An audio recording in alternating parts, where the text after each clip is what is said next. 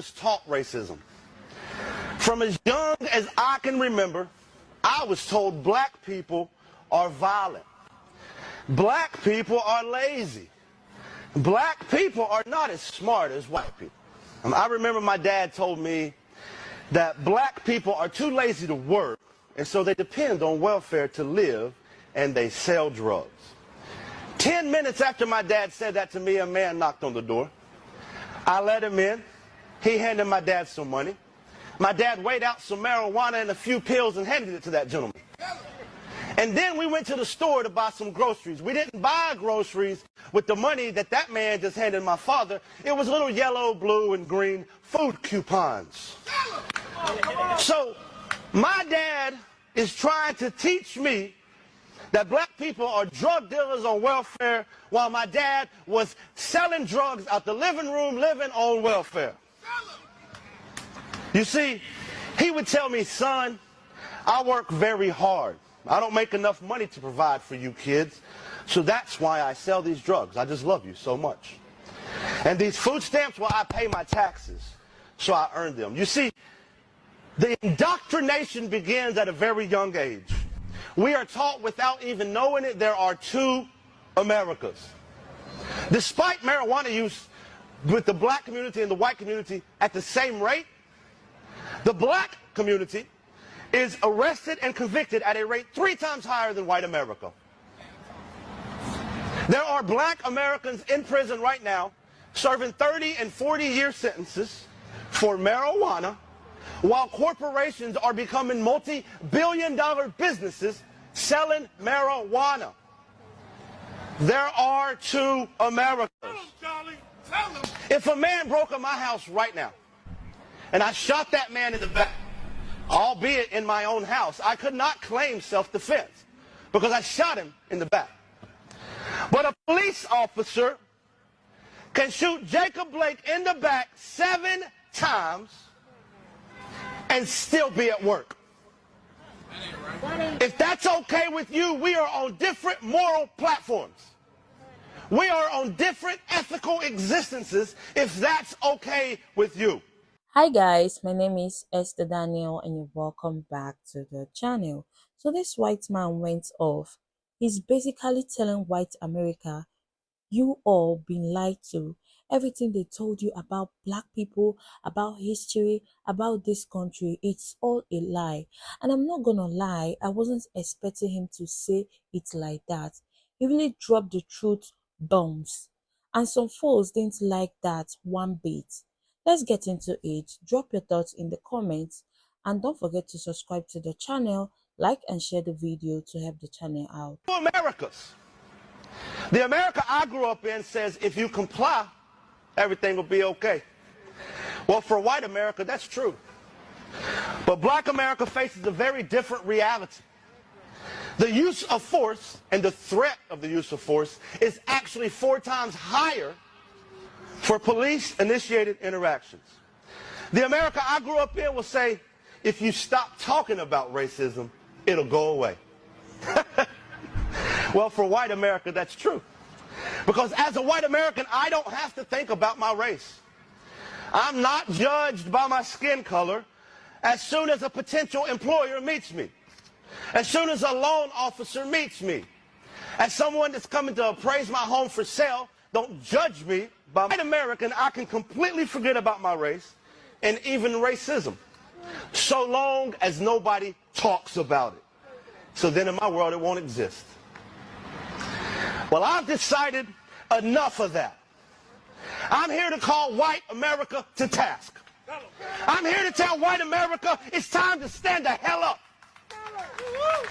beside our fellow human beings, beside our fellow citizens, and it's time for white America to be part of the solution. I was raised by racists. I was taught how to be racist. So you can quit telling me that racism doesn't exist. You're a damn liar. I was raised in the belly of the beast. I was raised by racists, and now they hate me. I call that a glow up. That's all right. I'm not here to speak for black America, over black America, at black America. I'm here to speak to and at white America, and I'm screaming, wake the hell up. White supremacy is woven into the very fabric of this country. White supremacy bleeds from every pore of this country. In schools, we have standardized testing, but we don't have standardized resources. We don't have standardized opportunities. In hospitals, a black woman is more likely to die during childbirth at a rate 3 times higher than that of a white woman. In neighborhoods, power plants and dumps are more likely to be put up by a predominantly black neighborhood than a predominantly white neighborhood. At home, 22% of black America lives in poverty, whereas only 9% of white America lives in poverty. White America loves black music, black trends, black culture, but kills black people at a rate 2.87 times higher than that of white people by the police. All of these things will not change unless we tear down, I'm going to say that again, unless we tear down the system of white supremacy that has built them into existence. We cannot fix the current system, for it is not broken. This system is working exactly as it was intended. Passing laws will not change it. You cannot legislate morality.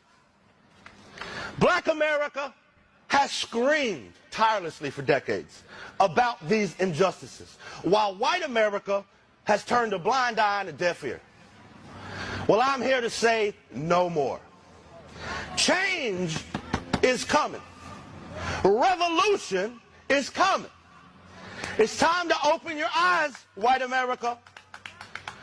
White people make up nearly 60% of the American population, and the overwhelming majority of them refuse to even admit that racism exists.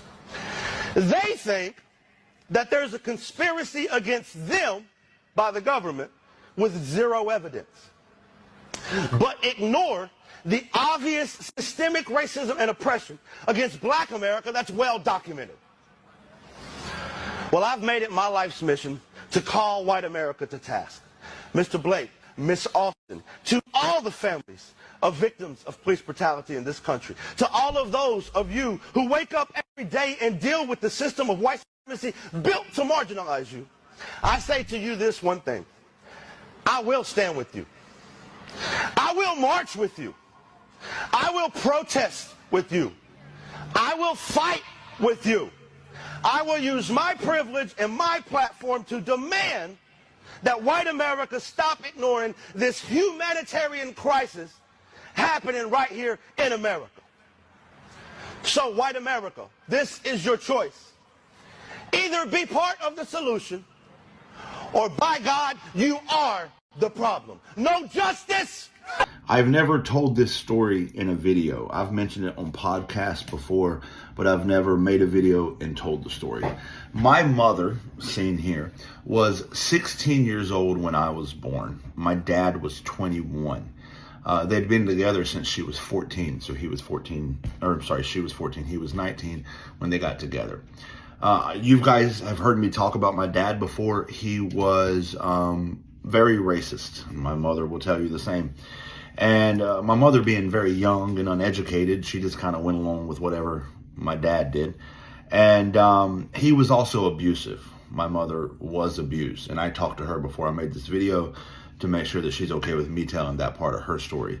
My dad was a domestic abuser and also a child abuser. He abused me as well. That's not the point of this video, though. When I was 3 years old, my mother was 19. She found the courage to leave my dad, which wasn't easy to do. And the divorce was nasty because my dad he's passed away now, a pretty controlling, narcissistic type guy. And shortly after leaving my dad, my mother was in a relationship with another man who was a black man. And my dad being the racist. See, I was raised in the 80s in North Carolina, and my dad was a racist. So her leaving him for a black man was like this big taboo thing. Like, you don't do that.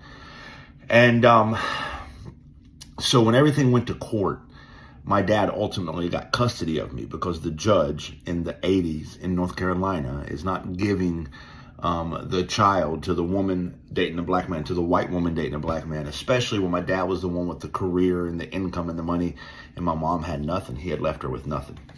Fast forward to when I was 10 years old.